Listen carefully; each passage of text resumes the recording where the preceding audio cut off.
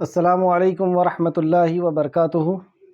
الحمد للہ نحمده ونستعینه ونستغفره ونعوذ باللہ من شرور انفسنا ومن سیئات اعمالنا من يهده اللہ فلا مضل له ومن يضلل الله فلا هادی له واشهد ان لا الہ الا اللہ واشهد ان محمدا عبده ورسوله۔ اما بعد فإن خیر الحدیث کتاب اللہ وخیر الہدی ہدی محمد صلی اللہ علیہ وآلہ آلہ وسلم وشر الامور محدثاتها وکل محدثۃ بدعہ وکل بدعۃ ضلالہ وکل ضلالۃ فی النار۔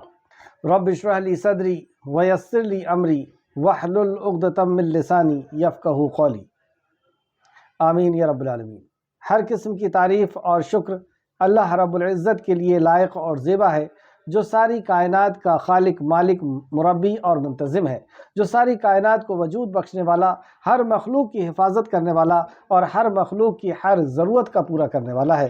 ہر قسم کی تعریف اور ہر قسم کا شکر صرف اور صرف اسی کے لیے ہے۔ درود و سلام ہو انبیاء اکرام پر، جنہیں انس اور جن کی رشد و ہدایت کے لیے مبعوث فرمایا گیا، خصوصاً نبی مکرم رحمت للعالمین امام الانبیاء محمد صلی اللہ علیہ وسلم پر، آپ کے اہل بیت پر اور صحابہ اکرام پر۔ معزز سامعین اکرام، آج سورہ قاف کی آیت نمبر 16 سے کلاس رہے گی۔ اللہ رب العزت سے دعا ہے کہ اللہ رب العزت ہمیں صحیح معنوں میں قرآن مقدس کو سمجھنے، اس میں غور و فکر کرنے اور اس پہ عمل کرنے کی توفیق و رفیق عطا فرمائے۔ آمین یا رب العالمین۔ اعوذ باللہ من الشیطان الرجیم۔ وَلَقَدْ خَلَقْنَا الْإِنسَانَ وَنَعْلَمُ مَا تُوَسْوِسُ بِهِ نَفْسُهُ وَنَحْنُ أَقْرَبُ إِلَيْهِ مِنْ حَبْلِ الْوَرِيدِ۔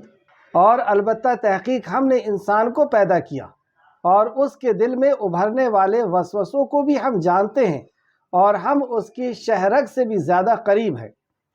تین باتیں یہاں پہ قابل غور۔ پہلا، البتہ وَلَقَدْ خَلَقْنَا الْإِنسَانَ، اور البتہ تحقیق ہم نے انسان کو پیدا کیا۔ انسان کی پیدائش یہ اللہ رب العزت کی قدرت کا ایک شاہکار ہے، جو ایسی مخلوق اللہ رب العزت نے بنائی، اور انسان نے اپنے تعلق سے تو بہت کچھ جان لیا، اس کے سیل کو، اس کے ڈی این اے کو، اور بھی اس کے ایک ایک اعضاء کو، ایک ایک پارٹس کو خوب اچھی طریقے سے انسان نے جانا ہے۔ لیکن یہاں پر ایک دوسری بات اللہ رب العزت نے کیا، وَنَحْنُ مَا تُوَسْوِسُ بِهِ نَفْسُهُ، اور اس کے دل میں ابھرنے والے وسوسوں کو بھی ہم جانتے ہیں۔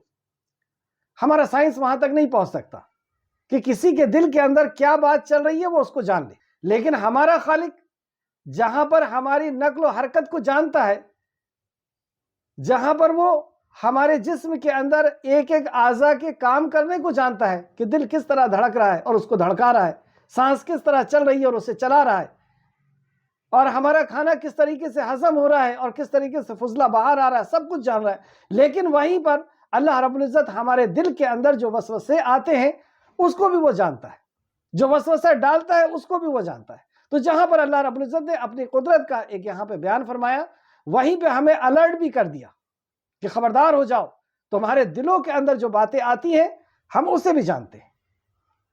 یعنی کسی کے لیے تمہارے دل میں جو نفرت پیدا ہوتی ہے، کسی کے لیے بغض پیدا ہوتا ہے، کسی کے لیے کسی کو نیچا دکھانے کی کوشش جو تمہارے دلوں کے اندر چلتی ہے، تو یہ جو بھی وسوسے اللہ کی نافرمانی کے یا اللہ کی فرما برداری کے آتے ہیں، خبردار ہو جاؤ، اللہ رب العزت اسے جانتا ہے۔ اور آگے فرماتا ہے وَنَحْنُ أَقْرَبُ إِلَيْهِ مِنْ حَبْلِ الْوَرِيدِ، اور ہم اس کی شہرگ سے بھی زیادہ قریب ہیں۔ تو شہرگ سے بھی زیادہ اللہ رب العزت اتنا ایک ایک بندے سے قریب ہے۔ اور آگے کی عبارت سے پتہ چلتا ہے کہ یہاں شہرگ سے زیادہ قریب سے مراد فرشتے ہیں، جیسے کہ تفسیر ابن کثیر جلد نمبر 5 صفحہ نمبر 562۔ اللہ رب العزت وسوسے کے تعلق سے جو فرمایا، صحیح حدیث میں ہے کہ رسول اللہ صلی اللہ علیہ وسلم نے فرمایا، بے شک اللہ تعالیٰ نے میری امت کے دلوں میں پیدا ہونے والے وسوسے کو معاف فرما دیا ہے۔ کیونکہ کئی وسوسے ایسے ہوتے ہیں جو ہمارے کنٹرول کے باہر ہوتے ہیں، ایک بجلی کی طرح آتے ہیں اور چلے جاتے ہیں، یا شیطان کوئی چیز ہمارے دماغ کے اندر، دل کے اندر ڈالتا ہے اور چلا جاتا ہے، پھر ہم اس سے پریشان ہوتے ہیں۔ تو یہ جو وسوسے ہیں اللہ رب العزت اس کو معاف کر دیتا ہے۔ لیکن ایک وہ وسوسہ ہوتا ہے یا وہ خیالات ہوتے ہیں جو ہم پلاننگ کر رہے ہوتے ہیں دین کے خلاف، یا وہ وسوسے اور وہ خیالات جو شریعت کے خلاف، جو توحید کے خلاف ہے، جو رسالت کے خلاف ہے، جو قرآن کے خلاف ہے، تو ان کے تعلق سے کیا اس کی حقیقت ہے، اس حدیث کے بعد ہم سمجھیں گے۔ پہلے یہ حدیث دیکھیں، رسول اللہ صلی اللہ علیہ وسلم نے فرمایا بے شک اللہ تعالیٰ نے میری امت کے دلوں میں پیدا ہونے والے وسوسوں کو معاف فرما دیا ہے، الحمدللہ، جب تک انہیں زبان سے کہہ نہ دی یا کہہ نہ دیا جائے یا اس کے مطابق عمل نہ کر لیا جائے۔ مطلب دل کے اندر یہ خیال آیا کہ مجھے شراب پینا ہے، لیکن اعضاء سے اس نے عمل نہیں کیا۔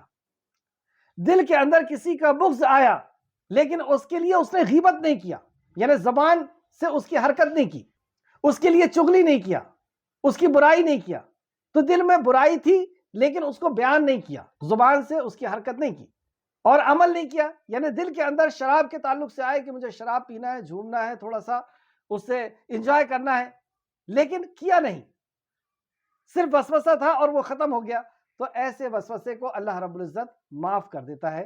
بخاری شریف حدیث نمبر 6664 6664 6664، مسلم شریف حدیث نمبر 127 127۔ تو ایک شکل تو یہ ہے کہ انسان کے ذہن کے اندر کوئی بات آئی، کسی نے وسوسہ کیا یا شیطان نے یا انسان نے، اور اس پہ اس نے کوئی حرکت نہیں کیا۔ اگزامپل کے طور پہ اس کو شراب پینے کا دل ہوا لیکن اس نے اس پہ نہ زبان سے نہ ہاتھ عمل سے اس کا کوئی ایکشن لیا، بس ایسی رات میں خیال آیا تھا اور وہ خیال ختم ہو گیا، تو اس کی معافی ہے۔ لیکن دوسری کنڈیشن کہ اس کے ذہن میں کوئی خیال آیا، کوئی پلان بنایا، کوئی بات سوچا اس نے رات میں سوتے سوتے یا دن کے کسی پہر میں، اور عمل کی کوشش کرتا ہے، اس کے بعد اس نے عمل کی کوشش کیا لیکن اللہ کے ڈر سے رک گیا، تو ایسے وسوسے پر جس پہ اس نے کوشش کیا لیکن کوشش کرنے کے بعد رک گیا، تو اس پہ اس کو ثواب ملے گا کیونکہ وہ اللہ کے ڈر سے رکا ہے۔ اگزامپل کے طور پر شراب پینے کا اس کا دل ہوا لیکن شراب خانے تک پہنچا، شراب لے لیا، اس کے بعد وہ ڈر گیا کہ میں اسے پیوں گا، یہ حرام ہے، اللہ رب العزت کیا مجھے حساب دینا ہے، تو اس کو ثواب ملے گا۔ تیسری کنڈیشن کہ انہوں نے عمل کی کوشش کیا، وسوسہ آیا، عمل کی کوشش کیا لیکن کسی حادثے کی وجہ سے رک گیا۔ اگزامپل کے طور پر کہ شراب پینے کا اس نے ارادہ کیا تھا، اب اس نے کوشش بھی کیا، شراب خانے تک پہنچ گیا، شراب لے کر کے رکھ لیا اور کسی بلی نے یا کتے نے اس کو گرا دیا۔ کسی سے ملنے کے لیے گیا تھا رات میں اور اس کا باپ گھر سے باہر آ گیا، ایک حادثہ ہوا، اس وجہ سے اس نے شراب نہیں پی، اس وجہ سے اس نے حرام خوری نہیں کی، تو ایسی کنڈیشن میں اسے گناہ ہوگا۔ کیوں؟ کیونکہ اگر وہ حادثہ نہیں ہوتا تو وہ اس عمل کو کر لیتا، اگر کوئی اسے نہیں روکتا، یعنی وہ شراب نہیں گرتی یا وہ اس کا باپ گھر سے نہیں نکلتا تو وہ کر لیتا، تو اسے گناہ ہوگا۔ اب دیکھیے وسوسے، اور یہ تیسرا، چوتھا کہ ایک شخص ہے جو عمل کی کوشش کرتا ہے اور پھر وہ عمل بھی کر لیتا ہے۔ عمل کا وسوسہ آیا، پھر عمل کی کوشش کیا، پھر عمل کر لیا، یعنی شراب کا وسوسہ تھا، اب اس نے کوشش کیا اور شراب پی بھی لیا، تو اسے بھی گناہ ہوگا۔ تو اللہ رب العزت ہمیں یہاں پہ جو الرٹ کیا ہے، جو خبردار کیا ہے کہ انسان کو ہم ہی نے پیدا کیا ہے اور تمہارے دلوں کے اندر جو وسوسے آتے ہیں ہم ان کو بھی جانتے ہیں، تو ہم بے خبر نہ رہیں کہ جو چاہ رہے ہیں وہ سوچ رہے ہیں، جو چاہ رہے ہیں وہ پلان بنا رہے ہیں کہ اسے تو معاف کر دیا جائے گا، لیکن یہ پلان جو ہم بناتے ہیں، جو سوچتے ہیں، اس کے بعد ہی دوسری سٹیپ ہوتی ہے کہ ہم اس کے اوپر عمل کرتے ہیں۔ تو ہمیں چاہیے کہ ہم کیا سوچ رہے ہیں اس کے اوپر بھی ہماری کمانڈ ہو، اس کے اوپر بھی ہم غور کریں اور رک جائیں، اور ہم پھر آگے اللہ فرماتا ہے وَنَحْنُ أَقْرَبُ إِلَيْهِ مِنْ حَبْلِ الْوَرِيدِ، اور ہم ان کی شہرک سے بھی زیادہ قریب ہیں۔ اس کی تفسیر میں تفسیر ابن کثیر جلد نمبر 5 صفحہ نمبر 562 کو دیکھتے ہیں، جیسا کہ اس شخص کے بارے میں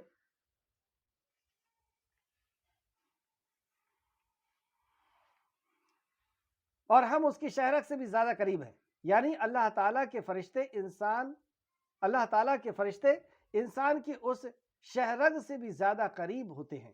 یہاں پہ مراد فرشتے ہیں کہ وہ اللہ کے فرشتے اس کی شہرگ سے بھی زیادہ قریب ہوتے ہیں، جیسے آگے کی آیت میں آئے گا کہ وہ اس کو نوٹ کرتے ہیں، لکھتے ہیں، جو کچھ بھی وہ کہتا ہے اس کو وہ لکھتے ہیں۔ تو جیسے ہم کہتے ہیں کہ کندھے پر فرشتے بیٹھے ہوئے ہیں، تو یہ کندھے سے بھی زیادہ قریب ہے، اس کی شہرگ سے بھی زیادہ قریب ہے، اور جو وہ کہتا ہے، جو زبان اس کی کھلی اور اس نے اس کو لکھ لیا۔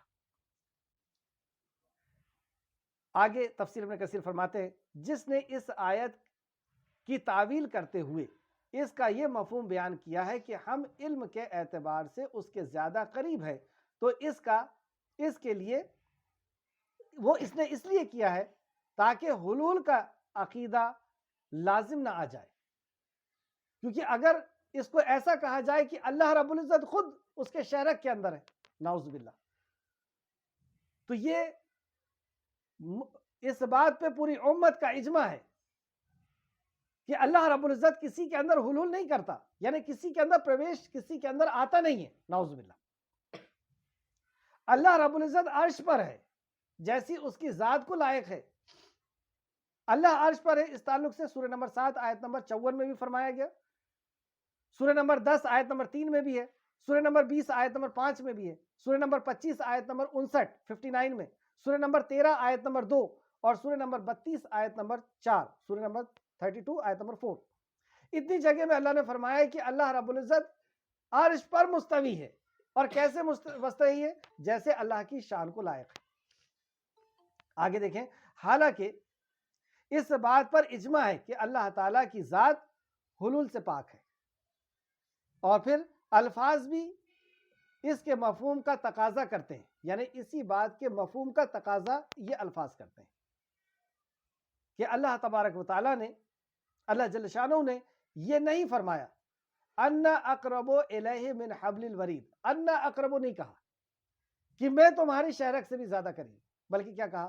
وَنَحْنُ أَقْرَبُ، کہ ہم اس کی شہرک سے بھی زیادہ قریب ہیں، یعنی ہمارے فرشتے اس کی شہرک سے بھی زیادہ قریب ہیں، جو آگے کی بھی آیت اس کے تعلق سے ہم دیکھتے ہیں، آیت نمبر 17، اِذْ يَتَلَقَّى الْمُتَلَقِّيَانِ عَنِ الْيَمِينِ وَعَنِ الشِّمَالِ قَعِيدٌ مَا يَلْفِظُ مِنْ قَوْلٍ إِلَّا لَدَيْهِ رَقِيبٌ عَتِيدٌ۔ اللہ، اِذْ يَتَلَقَّى الْمُتَلَقِّيَانِ عَنِ الْيَمِينِ وَعَنِ الشِّمَالِ قَعِيدٌ، جب آخذ کرنے والے، یعنی جو ہم نے کہا اس کو انہوں نے آخذ کر لیا، اس کو لکھ لیا،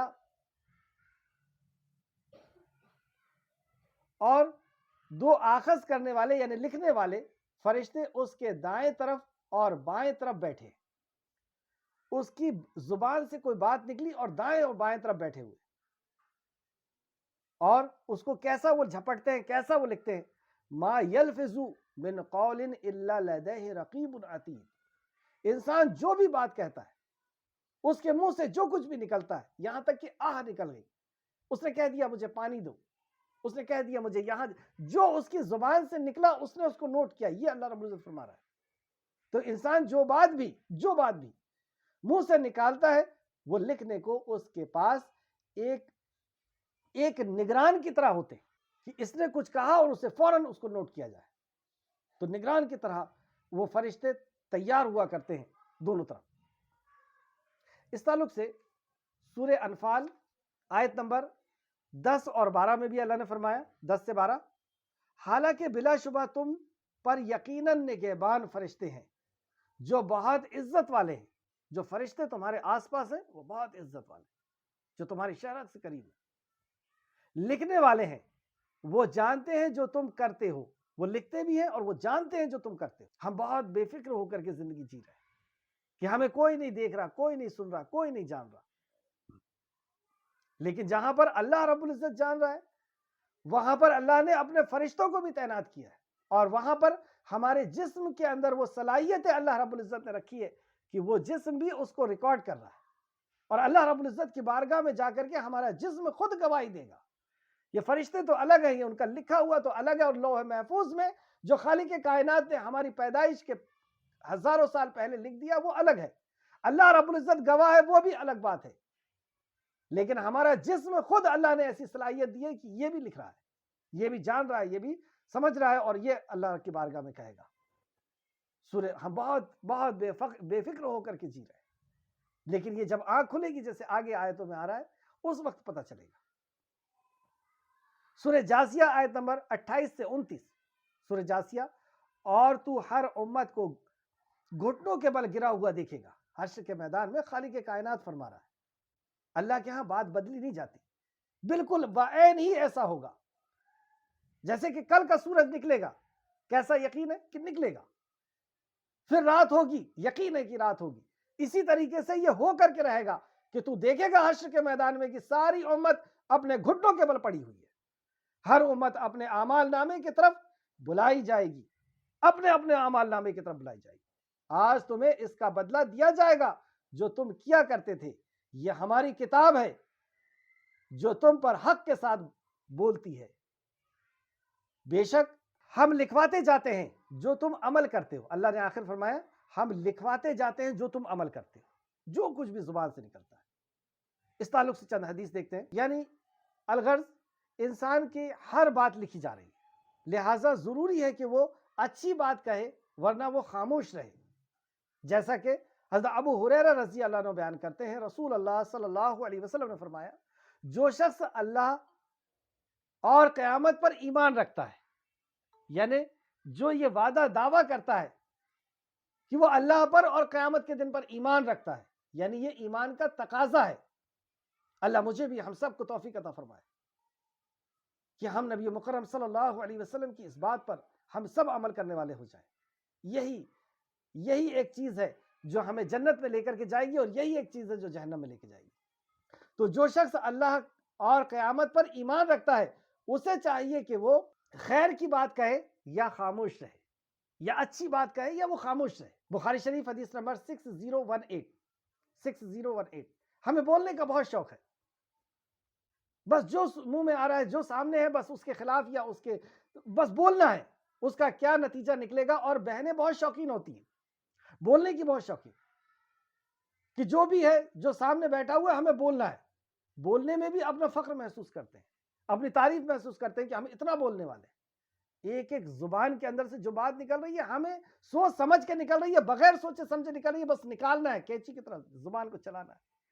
نبی رحمت صلی اللہ علیہ وسلم نے ایمان کی طرف اشارہ کرتے ہوئے کہا کہ جو شخص اللہ پر اور قیامت پر ایمان رکھتا ہے اسے چاہیے کہ وہ خیر بولے یا خاموش رہے، حکم ہے ہمارے نبی کا۔ اور دیکھیں آپ اس زبان کی ہلاکتیں، سیدنا عدی بن حاتم رضی اللہ عنہ بیان کرتے ہیں، رسول اللہ صلی اللہ علیہ وسلم نے فرمایا دوزخ کا ذکر کیا، آپ صلی اللہ علیہ وسلم نے دوزخ کا ذکر کیا، پھر دوزخ کا ذکر کیا، پھر اس سے منہ مبارک کو ہٹا لیا، اپنا منہ پھیر لیا، پھر آپ صلی اللہ علیہ وسلم نے فرمایا دوزخ سے بچو خواہ کھجور کا ایک ٹکڑا ہی دے کر کے۔ اگر یہ بھی نہ ہو اور یہ بھی نہ کر سکو، یعنی اتنی بھی استطاعت نہیں ہے کہ اس عذاب سے بچنے کے لیے ایک کھجور ہی دے سکیں، تو اگر یہ بھی نہ ملے تو اچھی بات کہو، یعنی یہ غلط بات کہنا بھی جہنم تک لے کر کے جائے گی۔ بخاری شریف حدیث نمبر 6023۔ سیدنا سہل بن سعد رضی اللہ عنہ بیان کرتے ہیں، رسول اللہ صلی اللہ علیہ وسلم نے فرمایا جو شخص مجھے اس چیز کی ضمانت دے جو اس کے دو جبڑوں اور دو پیروں کے بیچ میں ہے، یعنی زبان اور شرمگاہ کی۔ زبان کی دیکھیں اب اہمیت کتنی ہے۔ جو شخص مجھے اس دو چیز کی ضمانت دے دے، زبان کی اور شرمگاہ کی، تو میں اسے جنت کی ضمانت دیتا ہوں۔ ضمانت کہا رسول اللہ صلی اللہ علیہ وسلم۔ تو صرف یہ زبان پہ اگر ہم کنٹرول کر لیں تو اتنی بڑی بھلائی سے ہم پا سکتے ہیں۔ بخاری شریف حدیث نمبر 6474۔ سیدنا معاذ رضی اللہ عنہ نے رسول اللہ صلی اللہ علیہ وسلم سے پوچھا، اے اللہ کے نبی صلی اللہ علیہ وسلم، ہم جو کچھ بھی کہتے ہیں کیا اس پر بھی ہماری مواخذہ ہوگا؟ ہم جو بھی کہتے ہیں کیا اس پہ بھی ہماری پکڑ ہوگی؟ تو آپ صلی اللہ علیہ وسلم نے فرمایا تیری ماں تمہیں گم پائے۔ زبان کے کاٹے ہوئی کھیتی کے علاوہ بھلا اور کوئی سی چیز لوگوں کو نتنوں کے بل گھسیٹتے ہوئے جہنم میں لے جائے گی؟ یعنی زبان کے علاوہ بھی کیا کوئی اور چیز ہے جو انسان کو جہنم میں پھینک دے گی، جہنم میں پھینکنے کا ذریعہ بنے گی؟ تو یہ زبان ہی ہے جو انسان کو جہنم تک لے کے جائے گی۔ ترمذی شریف حدیث نمبر 2616۔ زبان اور منافق کا تعلق، اس تعلق سے ایک حدیث دیکھتے ہیں۔ سیدنا ابو ہریرہ رضی اللہ عنہ بیان کرتے ہیں، رسول اللہ صلی اللہ علیہ وسلم نے فرمایا منافق کی 3 نشانیاں، اگرچہ وہ روزہ رکھے، نماز پڑھے اور دعویٰ کرے کہ وہ مسلمان ہے۔ مومن یہی ہوتا ہے نا کہ وہ دعویٰ کرتا ہے کہ وہ مسلمان، روزہ بھی رکھتا ہے، حج بھی کرتا ہے، زکوٰۃ بھی دیتا ہے، نماز بھی پڑھتا ہے، اور وہ یہ بات کرے۔ اب اس کی نشانی بتائی نبی مکرم نے کہ جب وہ بات کرے تو جھوٹ بولے، زبان جھوٹ پہ چلتی ہے، غیبت اور چغلی پر، حسد پر، اور جب وعدہ کرے تو وعدہ خلافی کرے. یہ بھی زبان کے تعلق سے، جب وعدہ کرتا ہے تو وعدہ خلافی کرتا ہے.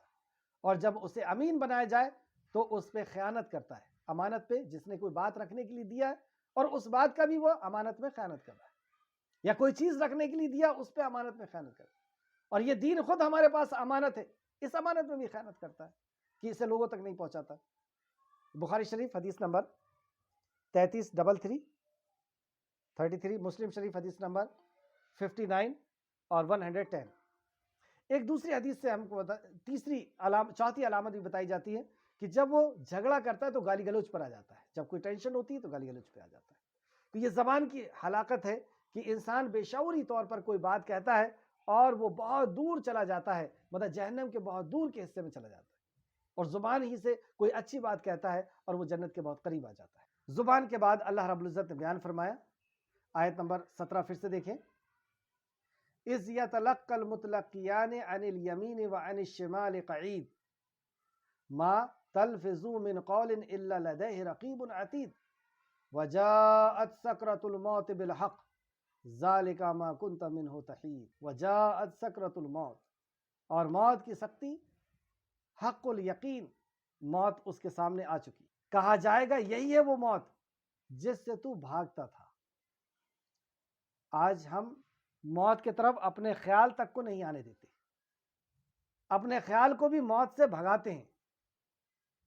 اگر کسی کے تعلق سے موت کا سنتے ہیں تو کہتے ہیں موت تو اس کے لیے تھی، جبکہ موت کے تعلق سے ہم ہر کسی کے بارے میں سنتے ہیں.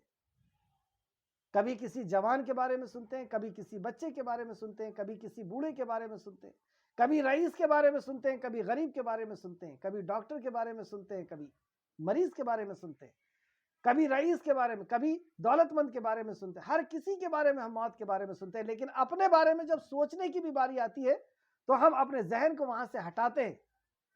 وہی اللہ رب العزت نے کہا وجاءت سکرۃ الموت بالحق، موت کی گھرگھراہٹ، موت کی سختی وہ حق کے ساتھ آ گئی. ذالک ما کنتم منہ تحید،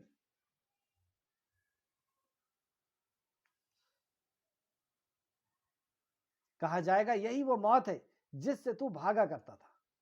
اس تعلق سے سورہ جمعہ آیت نمبر 8 میں اللہ فرماتا ہے، کہہ دیجئے بلا شبہ وہ موت جس سے تم بھاگتے ہو سو یقیناً وہ تم سے ملنے والی ہے، پھر تم ہر پوشیدہ اور ظاہر چیز کو جاننے والے کی طرح لوٹ کر کے آؤ گے، تو وہ تمہیں بتائے گا جو کچھ تم کیا کرتے تھے. پھر تم ہر پوشیدہ اور ظاہر چیز کے جاننے والوں کی طرف لوٹنے والے ہو، لوٹ کے جاؤ گے تو وہ تمہیں بتائے گا جو کچھ بھی تم کیا کرتے تھے. سورہ احزاب آیت نمبر 16 میں بھی اللہ فرماتا ہے، کہہ دیجئے تمہیں بھاگنا ہرگز نفع نہ دے گا. مطلب جتنے بھی تم اپنے خیالوں کو اس موت سے چھپا لو، بھاگ کر کے کہیں چلے جاؤ، تمہیں بھاگنا نفع نہ دے گا. اگر تم مرنے یا قتل کرنے سے بھاگو اور اس وقت تمہیں فائدہ نہیں دے گا مگر بہت کم. موت کی سختی کے تعلق سے دیکھیے، ہماری موت اپنی جگہ سے نکل چکی ہے اور ہم بھی جا رہے ہیں. یہ دونوں ایک دوسرے کی طرف آ رہی ہے. ہماری عمر، ہمارا وقت موت کے قریب اور موت ہمارے قریب آ رہی ہے. اس سے ہمیں کوئی نہیں بچا سکتا. جانا ہوگا اس دنیا کو چھوڑ کر کے، اور جب موت کی سختی آئے گی تو اس کے تعلق سے نبی رحمت صلی اللہ علیہ وسلم نے فرمایا موت کی بڑی سختیاں ہیں، موت کی بڑی سختیاں ہیں. بخاری شریف حدیث نمبر 4449. اس موت کے تعلق سے بعد اللہ فرماتا ہے جب موت آ جائے گی انسان مر جائے گا، قبر کے اندر پہنچ جائے گا، اور قبر میں پھر وہ سوال، منکر نکیر کے 3 سوال، من ربوں کا، ما دینوں کا، ما نبیوں کا، اور اس کے بعد ایک طویل عرصہ برزخی زندگی کے اندر یا تو علیین میں ہوگا یا سجین میں ہوگا، یا تو نیک لوگوں کے ساتھ یا بد لوگوں کے ساتھ. اور وہاں پر اللہ رب العزت کی طرف سے طے کیے ہوئے عذاب، اگر وہ گنہگار ہے، اللہ کا نافرمان ہے، اور نیکوکار ہے تو اس کو سلا دیا جائے گا، اور شہید ہے تو وہ تو جنت میں پہنچ جائے گا. اس کے بعد سور پھونکا جائے گا. اور یہ سب اللہ رب العزت کی بارگاہ میں حاضر ہوں گے. اس کے تعلق سے اللہ رب العزت نے سورہ آیت نمبر 20 کے اندر فرمایا وَنُفِخَ فِي الصُّورِ ذَلِكَ یوم الوعید, اور سور پھونکا جائے گا. یہ وعدہ یعنی یہ عذاب کا وعدہ, یہ عذاب کے وعدے کا دن ہے. اب یہ سور پھونک دیا گیا ہے, اب تو خالق کائنات کے سامنے حاضر کیا جائے. اس تعلق سے سورہ جمعہ آیت نمبر 68 سے 69 وغیرہ دیکھیں. سور کس طرح پھونکا جائے گا کہ داہنے طرف حضرت جبرائیل علیہ السلام ہوں گے اور بائیں طرف میکائیل علیہ السلام ہوں گے, اور اسرافیل علیہ السلام سور کو پھونکیں گے. سور پھونکے جانے کا دن جمعہ کا دن ہوگا, اور جمعہ کے دن ہر جماعتات اور نباتات کانپتے ہیں, گھبراتے ہیں کہ آج وہی جمعہ تو نہیں ہے جس دن سور پھونکا جائے گا. یعنی پہاڑ جمی ہوئی چیز, اور نباتات یعنی اگنے والی. اسرافیل علیہ السلام جب سے پیدا کیے گئے ہیں, جب سے ان کی تخلیق کی گئی ہے, اسی وقت سے یہ اللہ رب العزت کے انتظار میں اپنے سر کو جھکائے ہوئے, کان اللہ کی طرف لگائے ہوئے, جیسے کہ حدیث میں آتا ہے. سیدنا ابو سعید خدری رضی اللہ عنہ بیان کرتے ہیں کہ رسول اللہ صلی اللہ علیہ وسلم نے فرمایا میں کس طرح راحت و آرام حاصل کروں. اللہ اکبر. نبی کریم صلی اللہ علیہ وسلم کا یہ حال ہے کہ جو امام الانبیاء ہیں, رحمت للعالمین ہیں, جنہیں حوض کوثر کا مالک بنایا جائے گا, جو حوض کوثر لوگوں کو جام کرائیں گے, پلائیں گے, جنہیں مقام محمود دیا جائے گا, جو شفاعت کرنے والے ہیں, جن کی جنت انہیں دکھا دی گئی ہے, ان کا یہ حال ہے کہ کیا فرماتے ہیں میں کس طرح راحت اور آرام حاصل کروں. ہم لوگ بہت بے فکری کی زندگی جی رہے ہیں, اور رسول اللہ فرما رہے ہیں کہ میں کس طرح راحت اور آرام حاصل کروں. حالانکہ سور پھونکنے والے فرشتے نے سور کو منہ میں لیے ہوئے, میں کس طرح راحت اور آرام حاصل کروں, کہ اس فرشتے نے سور میں جو پھونکنے والا ہے اس نے اپنے منہ میں سور کو لگا لیا ہے اور گردن کو جھکا دیا ہے. یعنی اللہ رب العزت کے حکم کے انتظار میں گردن کو جھکا دیا ہے, اللہ کے حکم کی طرف لگا دیا ہوا ہے, اور ہے کہ کب حکم ملے اور کب وہ اسے پھونک دے. صحابہ نے عرض کیا پھر یا رسول اللہ صلی اللہ علیہ وسلم ہم کیا کہیں, کیا کہیں. آپ صلی اللہ علیہ وسلم نے فرمایا حسبنا اللہ ونعم الوکیل وتوکلنا علی اللہ ربنا. یعنی ہر معاملے میں کہیں کہ اللہ ہی کافی ہے, یعنی اللہ ہی ہمارا کارساز کافی ہے. حسبنا اللہ ونعم الوکیل, اللہ ہی ہمارا کارساز ہے, وہ کافر ہے اور بہترین کارساز ہے. اور اے ہمارے رب ہم ہر حال میں تجھ پر بھروسہ کرتے ہیں, ہر حال میں ہم تجھ پر بھروسہ کرتے ہیں. ترمذی شریف حدیث نمبر 3243. تو نبی کریم صلی اللہ علیہ وسلم نے اپنے تعلق سے فرمایا کہ میں کیسے راحت اور آرام حاصل کروں. اور ہم لوگ بہت راحت اور آرام کی زندگی جی رہے ہیں, جیسے موت ہمارے لیے نہیں ہے, قبر کی زندگی جیسے ہمارے لیے نہیں ہے. حشر کے میدان میں ہم اپنے خالق کے سامنے, جس نے ہمیں پہلی بار پیدا کر کے اور اس دنیا کے اندر حاضر کیا ہے, وہ ہمیں نہیں پیدا کر سکتا. اور رسول کریم صلی اللہ علیہ وسلم ہمیں یقین دلا رہے ہیں کہ ایسے راحت اور آسانی سے, راحت اور سکون کے ساتھ ہم نہ بیٹھے رہیں, ہمیں اپنے خالق سے جا ملنا ہے, اور وہ ہمیں ہمارے اعمال کے بارے میں ہمیں خبردار کرنے والا. آیت نمبر 21 اور 22 وَجَاءَتْ كُلُّ نَفْسٍ مَّعَهَا شَاهِدٌ وَشَهِيدٌ لَقَدْ كُنْتَ فِي غَفْلَةٍ مِّنْ هَٰذَا فَكَشَفْنَا عَنْكَ غِطَاءَكَ فَبَصَرُوكَ الْيَوْمَ حَدِيدٌ. اللہ. اور ہر نفس آئے گا, اس کے ساتھ ایک ہانکنے والا ہوگا. ہر نفس جب قبر سے نکلے گا, جب دوسرا سور پھونکا جائے گا, ایک سور پھونکا جائے گا جس میں سارے کے سارے ختم کر دیے جائیں گے, اور ایک لمبا پیریڈ رہے گا, اور کتنا رہے گا وہ اللہ رب العزت ہی بہتر جانتا ہے. پھر اس کے بعد دوسرا سور پھونکا جائے گا اور لوگ قبروں سے نکل کر کے رب کی بارگاہ میں پہنچیں گے. اس کا یہاں پہ نقشہ اللہ رب العزت نے کھینچا. وَجَاءَتْ كُلُّ نَفْسٍ مَّعَهَا شَاهِدٌ وَشَهِيدٌ, اور ہر نفس آئے گا, اس کے ساتھ ایک ہانکنے والا اور ایک شہادت دینے والا ہوگا. یعنی دو فرشتے ہوں گے, ایک اسے ہانک کر کے لے جائے گا. کیوں؟ کیونکہ یہاں سے جو قبر سے نکلنے والے ہوں گے, بعض تو ایسے ہوں گے جنہوں نے قرآن کا حق ادا نہیں کیا, یعنی ان آنکھوں سے قرآن کا حکم نہیں پڑھا اور اس کی بتائی ہوئی نشانیوں کی طرف اس نے نہیں دیکھا, قرآن سے آنکھ سے سارے کام کیا اس نے, تو یہ اندھا اٹھایا جائے گا, جیسے سورہ طٰہٰ آیت نمبر 125 کے اندر بتایا گیا. اور کچھ لوگ ایسے ہوں گے جو سر کے بل چل رہے ہوں گے، کچھ لوگ ایسے ہوں گے جو چیٹے بن کر کے، چیٹی بن کر کے چل رہے ہوں گے، تو ان سب کو ہانکنے والا ایک فرشتہ ہوگا کہ ان کو ہانک کر کے، اندھا ہے نا، اس کو ہانک کر کے خالق کی کائنات کی طرف لے کر کے جانا ہے۔ اور دوسرا، ایک شہادت دینے والا ہوگا، ایک گواہی دینے والا ہوگا، اس کے عمل کو بتانے والا ہوگا، یعنی اس کے نام اعمال کو لے کر کے چلے گا، جیسے اللہ نے فرمایا لَقَدْ كُنْتَ فِي غَفْلَةٍ مِّنْ هَٰذَا فَكَشَفْنَا عَنْكَ غِطَاءَكَ فَبَصَرُوكَ الْيَوْمَ حَدِيدٌ، البتہ تحقیق تو اس کی غفلت میں تھا، اس سے غفلت میں تھا، دنیا میں تو غافل تھا کہ تو کبھی مرے گا اور مر کر کے پھر اٹھایا جائے گا اپنے رب کے سامنے، غافل تھا، تو ہم نے تجھ سے تیرے پردہ اٹھا دیا، اب تیری غفلت کا پردہ اٹھ گیا۔ حقیقت جیسی موت آئے گی ویسی یہ غفلت کا پردہ اٹھے گا، جیسے قبر میں آنکھ کھلے گی اور فرشتہ پوچھے گا، پردے کھل جائیں گے، اور یہاں پر جب حشر کے میدان میں جب یہ قبر سے نکلے گا، پھر انسان بن کر کے، پھر انسان کی شکل لے کر کے، تو پھر سارے جس سے تو، اللہ نے فرمایا البتہ تحقیق تو اس سے غفلت میں تھا تو ہم نے تجھ سے تیرے پردے اٹھا دیے۔ اب یہ حقیقت کی آنکھیں کھل گئی، یہ مرنے کے بعد کی زندگی ایک پردے میں نا، تو یہ پردہ کھل گیا، قبر کی زندگی پردے میں، پردہ کھل گیا، چنانچہ آج تیری نگاہ بہت تیز ہے۔ اللہ ہم سب کو اس دن کے آنے کے پہلے پہلے اس کا یقین عطا فرما دے، جس دن ہر کسی کو یقین آ جائے گا، ہر کافر کو، ہر منافق کو یقین آ جائے گا، لیکن ایمان والا وہ کہ اس پردے کے اٹھنے کے پہلے اسے ایمان آ جائے۔ یا اللہ ہم سب کو ایمان والا بنا دے۔ آیت نمبر 23، وَقَالَ قَرِينُهُ هَٰذَا مَا لَدَيَّ عَتِيدٌ،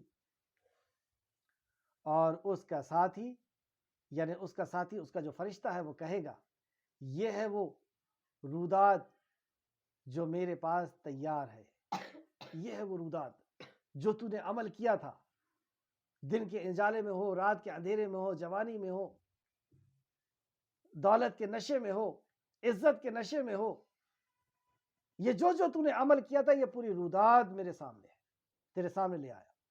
وَقَالَ قَرِينُهُ هَٰذَا مَا لَدَيَّ عَتِيدٌ الْقِيَا فِي جَهَنَّمَ كُلَّ كَفَّارٍ عَنِيدٍ، الْقِيَا فِي جَهَنَّمَ كُلَّ كَفَّارٍ عَنِيدٍ، حکم ہوگا ہر کافر، تم دونوں ہر کافر کو جہنم میں ڈال دو۔ یہ کفر کرتا تھا، اللہ کے حکم کا انکار کرتا تھا، اللہ سے کفر، اللہ کے حکم کا انکار، نبی سے کفر، نبی کے حکم کا انکار، آخرت کا انکار، غفلت میں تھا، دنیا کو سب کچھ سمجھ کر کے جیا۔ آج حکم ہوگا القیا فی جہنم کل کفار عنید، تم دونوں ہر کافر سرکش کو جہنم میں ڈال دو۔ مناع للخیر معتد مریب، بھلائی سے منع کرنے والا تھا، لوگ نیکی کا کام کرتے تھے اس سے منع کرتا تھا، لوگ دین سے قریب جاتے تھے، یعنی دین کو سیکھتے تھے، اس پر عمل کرتے تھے، اس سے روکتا تھا یہ شخص، اور حد سے نکلنے والا تھا۔ مناع للخیر معتد مریب، تو بھلائی سے منع کرنے والا تھا اور حد سے نکلنے والا تھا۔ حدود کیا ہے؟ اللہ رب العزت کے حرام کردہ چیز، اور اللہ رب العزت نے جو حرام کیا ہے، جو اس کے حدود ہے، اس سے یہ بھاگنے والا تھا، اس سے نکلنے والا تھا، نافرمانی کرتا تھا اور دین میں شک کرنے والا تھا، مرنے کے بعد کی زندگی کا اللہ رب العزت کے تعلق سے شک کرنے والا تھا۔ الذی جعل مع اللہ الہا آخر فالقیا فی العذاب شدید،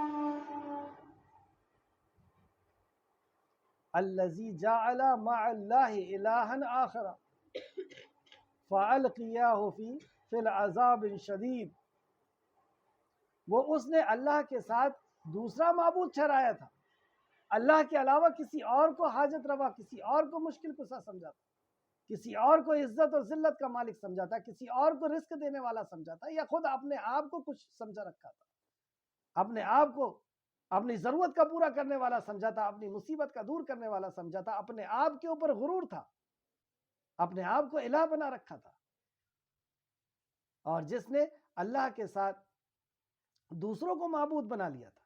لہٰذا تم دونوں، یعنی یہ وہ دونوں فرشتے ہیں جو ایک ہانک کر کے لے جا رہا ہے اور ایک کے ہاتھ میں نام اعمال ہے، تو تم دونوں اسے سخت عذاب میں ڈال دو۔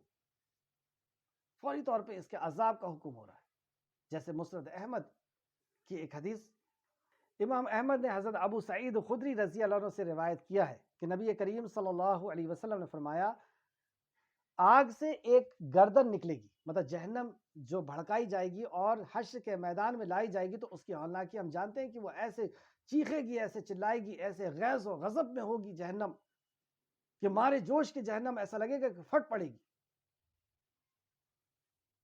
اور جب جہنم لائی جائے گی تو ہم جانتے ہیں اس کے 70,000 لگامیں ہوں گی اور ہر لگام کے اوپر 70,000 فرشتے ہوں گے. اور اسی وقت اس جہنم سے ایک گردن نکلے گی، یعنی جہنم کی گردن نکلے گی. اس کے تعلق سے فرمایا آگ سے ایک گردن نکلے گی جو گفتگو کرے گی، یعنی بات کرے گی اور کہے گی کہ مجھے 3 آدمیوں پر مسلط کر دیا گیا ہے. مطلب آج کے دن اس حشر کے میدان میں مجھے 3 آدمیوں پر مسلط کیا گیا ہے اور ان آدمیوں کو وہ چگے گی، جیسے مرغیاں دانے کو چگتی ہے ایسے وہ چگ کر کے اس کو نکال کر نکلے گی. تو یہاں پر فرمایا نبی کریم صلی اللہ علیہ وسلم نے آگ سے ایک گردن نکلے گی جو گفتگو کرے گی، یعنی بات کرے گی اور کہے گی کہ مجھے 3 آدمیوں پر مسلط کر دیا گیا ہے. پہلا، ہر جابر اور سرکش پر، ظلم کرنے والے پہ اور سرکشی کرنے والے پہ. دوسرا، ہر اس شخص پر جو اللہ تعالیٰ کے سوا دوسرے معبودوں کی عبادت کرتا تھا، یعنی مشرک کو وہیں اسی وقت اس کو چک کر کے جہنم میں رسید کر دیا جائے. اور تیسرا، جو ناحق کسی جان کو قتل کرتا تھا، یعنی مرڈر کرنے والا، ناحق کسی جان کو قتل کرتا تھا، یہ آگ ان کو سمیٹ کر جہنم میں کی ہولناکیوں میں جو ہے وہ ڈال دے گی. یہ آگ اور جہنم کی ہولناکی میں اس کو چک کر کے اور ڈال دے گی. مسند احمد جلد نمبر 3 حدیث نمبر 40. ترمذی نے ایک حدیث بیان کی ہے جو صحیح حدیث ہے. سیدنا ابو ہریرہ رضی اللہ عنہ بیان کرتے ہیں رسول اللہ صلی اللہ علیہ وسلم نے فرمایا قیامت کے دن دوزخ سے ایک گردن نکلے گی، اس کی 2 آنکھیں ہوں گی جو دیکھیں گی اور اس کے 2 کان ہوں گے جو سنیں گے اور ایک زبان ہوگی جو بولے گی. زبان کہے گی مجھے 3 قسم کے لوگوں پہ مقرر کیا گیا ہے. ایک تو ہر سرکش اور حق سے دشمنی کرنے والے کو، یعنی حق کا انکار کرنے والا، حق سے دشمنی کرنے والا. حق کیا ہے؟ اللہ رب العزت، اللہ کا دین، اللہ کا کلام، اللہ کے نبی کا فرمان. تو یہ حق کا دشمن تھا اور یہ شرکس تھا، شرکسی کرتا تھا، پہلا شخص. دوسرا، ہر اس شخص کے لیے جو اللہ کے ساتھ دوسرے الہ کو پکارتا تھا، یعنی مشرک. اور تیسرا، مجسمہ بنانے والا، فوٹو بنانے والا. اب یہ فوٹو کسی بھی انداز سے بنائی جا رہی ہے. یہ حدیث آپ چیک کر سکتے ہیں، بالکل صحیح حدیث ہے. ترمذی نے اس کو روایت کیا، ترمذی شریف حدیث نمبر 2574. انداز دیکھیں آپ، قبر سے نکل رہا ہے، مطلب موت کی سختی تجھ کر آ کر کے رہے گی اور تو جس سے بھاگتا تھا وہ تجھے پکڑ کر کے رہے گی. پھر قبر سے نکلنے کا اللہ رب العزت نے ذکر کیا کہ ہانکنے والا تجھے خالق کی کائنات کے دربار میں لے کر کے جائے گا. اب حشر کے میدان میں پہنچائے، جہنم آ چکی اور اس کے گردن نکلے گی اور انہیں نکال کر کے لے کر کے جائے گی. ابھی کوئی دوسرے معاملے نہیں ہوئے. ایسا سخت جرم ہے یہ مجسمے بنانا، فوٹو بنانا. اللہ رب العزت ہم سب کی حفاظت فرمائے. اور ہر نفس آئے گا، اس کے ساتھ ایک ہانکنے والا ہوگا اور ایک شہادت دینے والا. آیت نمبر 26 کے بعد آیت نمبر 27، اس کا ساتھی شیطان کہے گا. آیت نمبر 26 پھر سے دیکھیں، وہ اس سے اللہ کے ساتھ دوسرے معبود کو ٹھہراتا تھا، لہذا تم دونوں اسے سخت عذاب میں ڈال دو. فی العذاب شدید، شدید عذاب کے اندر اسے ڈال دو، کیونکہ یہ مشرک تھا. اس کے ساتھی کہے گا، اس کا ساتھی کون ہے؟ یہی شیطان، جو انسانوں میں سے ہو یا جناتوں میں سے. اس کا ساتھی کہے گا اے ہمارے رب، میں نے اسے شرکس نہیں بنایا تھا، مطلب میں نے اسے گنہگار نہیں بنایا تھا، اسے سرکش نہیں بنایا تھا، اور لیکن وہ خود ہی پرلے درجے کی گمراہی میں پڑا ہوا تھا. مطلب میں تو صرف وسوسہ کرتا تھا، یہ خود ہی اللہ تیری نافرمانی کرتا تھا. جیسے دوسری جگہ فرمایا کہ میں اسے بغیر دلیل کے بلاتا تھا اور تیرا نبی اس کو دلیل کے ساتھ بلاتا تھا. تو اس کو دلیل کے ساتھ بلاتا تھا. خالق، میں تو اس کو بغیر دلیل کے بلاتا. میں نے اس کو گمراہ نہیں کیا، میں نے تو صرف وسوسہ کیا. اسی نے ہے، اس کو اختیار دیا تھا. یہ خالق تو نے، اسے پاور تھا، یہ چاہتا تو صحیح کرتا، یہ چاہتا تو غلط کرتا، لیکن اس نے خود چنا تو شیطان بھی اپنے پلوں کو جھاڑ لے گا، پلے کو جھاڑ دے گا اور کہے گا کہ اسی نے کیا ہے، میں نے کچھ نہیں کیا۔ تو اللہ اس کے جواب میں کیا فرمائے گا؟ اللہ فرمائے گا تم میرے پاس جھگڑا نہ کرو، حالانکہ میں پہلے ہی تمہارے طرف عذاب کی وعید بھیج چکا ہوں۔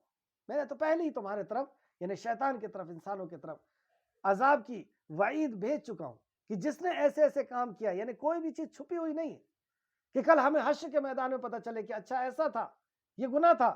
آج اللہ رب العزت نے ایک ایک گناہ کی باتوں کو، چھوٹے سے چھوٹی گناہ کی باتوں کو بتا دیا، اور ایک ایک بڑی سے بڑے اجر اور نیکی کے کام، اور ایک سے ایک چھوٹے سے چھوٹی نیکی کے کام کو بھی بتا دیا۔ تو یہ وعدہ کر لیا گیا تھا کہ یہ جرم کرو گے تو تمہیں جہنم میں داخل ہونا ہوگا، اس چیز سے بچ جاؤ گے تو جہنم تم پر حرام ہو جائے گی۔ تو یہ وعدہ کر لیا گیا تھا۔ اور آخر آیت میں اللہ فرماتا ہے، آیت نمبر 29 میں آج کی رکوع کی، میرے ہاں بات بدلی نہیں جاتی اور میں بندوں پر ظلم ٹالنے والا، یہ ظلم کرنے والا نہیں۔ میرے ہاں بات بدلی نہیں جاتی، یعنی اللہ رب العزت نے جس گناہ کی جو سزا لکھ دی ہے، جو بتا دی ہے، وہ ہو کر کے رہے گی۔ جیسے شرک کے تعلق سے اللہ نے بتا دیا، اور بھی گناہ کے تعلق سے، جس گناہ کے تعلق سے جو بتا دیا وہ اس کے لیے ہو کر کے رہے گی۔ اللہ کے ہاں بات بدلی نہیں جاتی۔ کافروں کا کیا انجام ہوگا، منافقوں کا کیا انجام ہوگا، کس گناہ کا کیا انجام ہوگا، اللہ کیا۔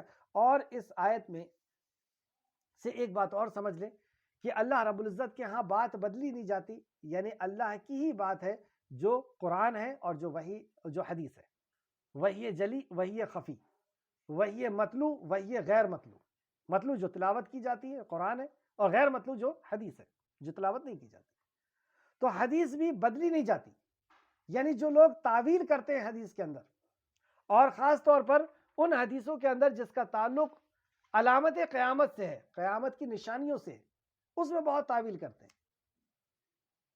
تو یہ سمجھ لیں کہ اللہ رب العزت فرماتا ہے کہ اللہ کے ہاں بات بدلی نہیں جاتی۔ جو نبی مکرم صلی اللہ علیہ وسلم نے پیشن گوئی کر دی ہے، ہو بہو ویسا ہی ہوگا، اس میں تعویل کرنے کی ضرورت ہے کہ کانا دجال کا مطلب یہ ہے، اور اس کے دائیں طرف جنت ہوگی تو اس کا مطلب یوروپ اور امریکہ ہے، بائیں طرف جہنم ہوگی تو اس کا یہ مطلب، ایسا کچھ نہیں۔ جو کہہ دیا گیا ہے، جو لفظ نبی مکرم صلی اللہ علیہ وسلم کی زبان مبارک سے نکلا ہے، وہ ویسا کی ویسا ہی ہوگا۔ اگر کہہ دیا ہے کہ سونے کا پہاڑ ظہور ہوگا تو سونے کا پہاڑ ہی ہوگا، اس کی تعویل کرنے کی ضرورت نہیں کہ اس کا مطلب پیٹرول ہے۔ تو اللہ رب العزت کے ہاں بات بدلی نہیں جاتی، اور ہم بندوں کو ظلم سے توڑنے والے نہیں ہیں۔ آج کی اس رکوع کا خلاصہ، رکوع نمبر 16، مقصد زندگی۔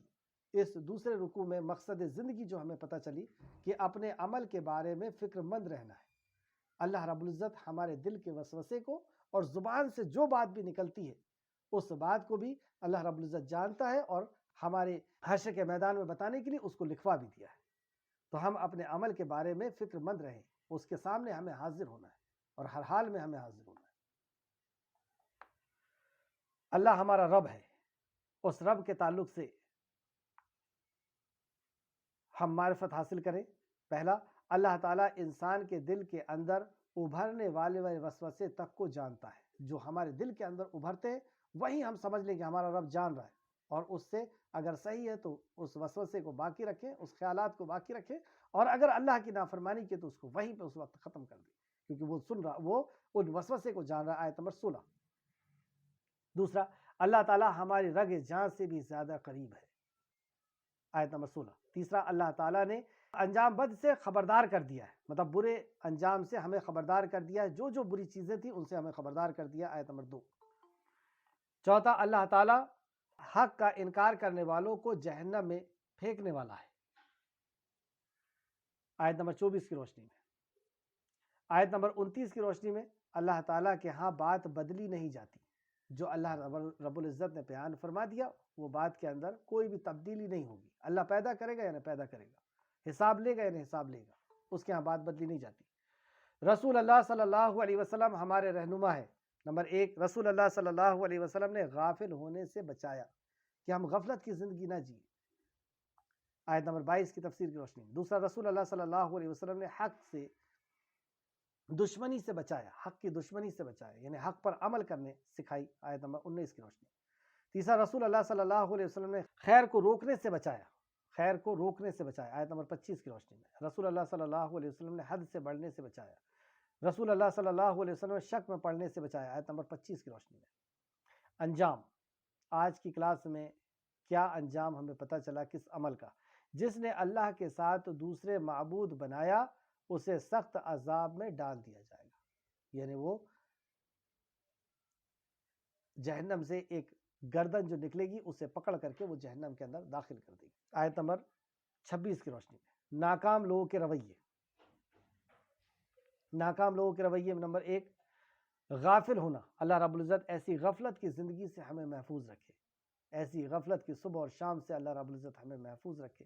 ہمیں ہمیشہ اس حال میں ہم جئیں کہ ہماری ہر بات کو، یہاں تک کہ دل میں اٹھنے والے خیالات کو، زبان سے نکلنے والی ہر بات کو اللہ رب العزت جان رہا ہے، ہم غافل نہ جئیں۔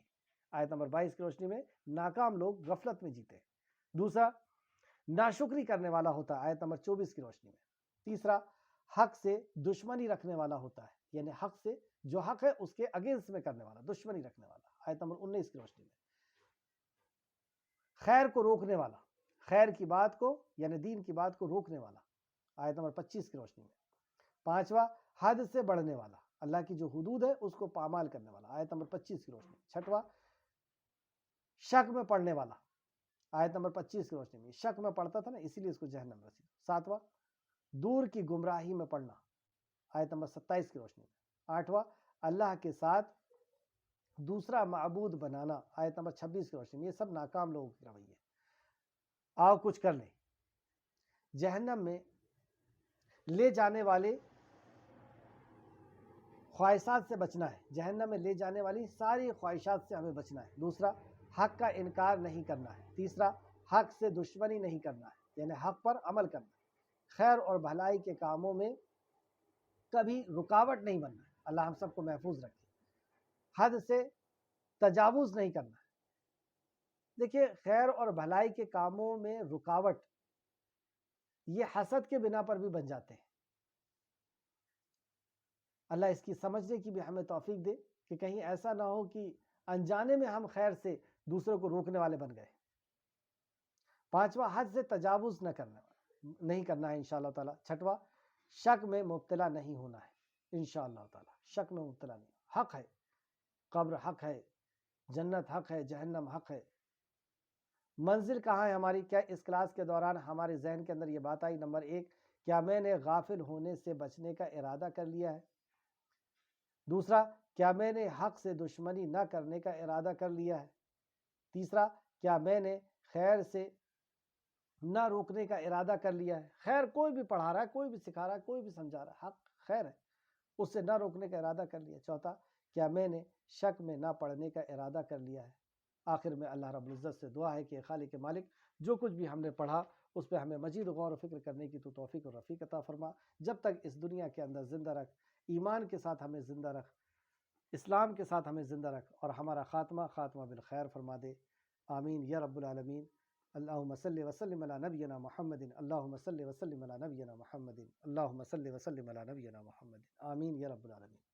سبحانک اللہم و بحمدک، نشہد ان لا الہ الا انت، نستغفرک و نتوب الیک۔